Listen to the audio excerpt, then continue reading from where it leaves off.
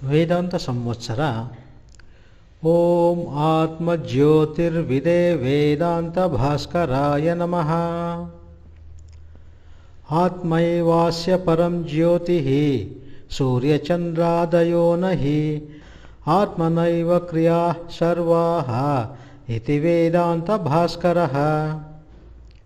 ಇವನಿಗೆ ಆತ್ಮನೇ ಜ್ಯೋತಿಯೇ ಹೊರತು ಸೂರ್ಯಚಂದ್ರಾದಿಗಳು ಅಲ್ಲ, ಏಕೆಂದರೆ ಆತ್ಮನಿಂದಲೇ ಎಲ್ಲ ಕ್ರಿಯೆಗಳು ನಡೆಯುತ್ತಿವೆ.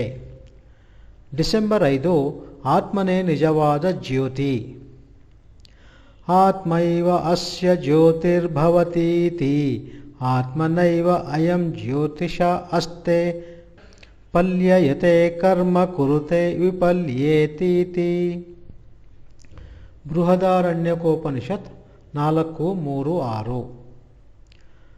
ಆತ್ಮನೇ ಇವನಿಗೆ ಜ್ಯೋತಿಯಾಗಿರುತ್ತಾನೆ. ಆತ್ಮನೆಂಬ ಜ್ಯೋತಿಯಿಂದಲೇ ಇವನು ಕುಳಿತಿರುತ್ತಾನೆ, ಹೋಗುತ್ತಾನೆ, ಕರ್ಮವನ್ನು ಮಾಡುತ್ತಾನೆ, ಹಿಂದಕ್ಕೆ ಬರುತ್ತಾನೆ. ಇದು ಜ್ಯೋತಿರ್ಬ್ರಾಹ್ಮಣದ ಮಂತ್ರ.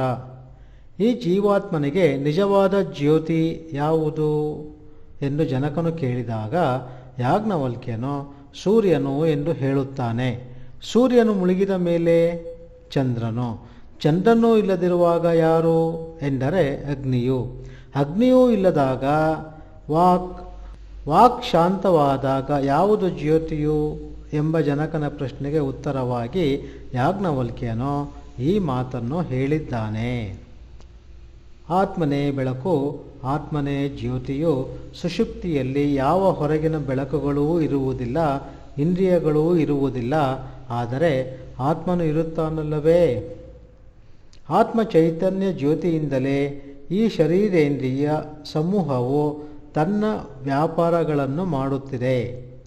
ಸೂರ್ಯಚಂದ್ರ, ಅಗ್ನಿ, ನಕ್ಷತ್ರಾದಿಗಳು ಇದೇ ಜ್ಯೋತಿಯಾಗಿದೆ.